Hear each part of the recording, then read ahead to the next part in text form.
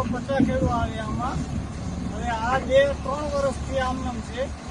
હજી કોઈ તંત્ર આવ્યું નથી અહીંયા, અને હજી ફાયદો એવો ને એવો છે. આમાં કોઈ જાનહાનિ થઈ છે. આમાં હજી કઈ ખબર નથી પડતી. કોઈ તંત્ર આવતું નથી. ગ્રામ પંચાયતને જાણ કરી કોઈ છતાંય ધ્યાન આપતું નથી.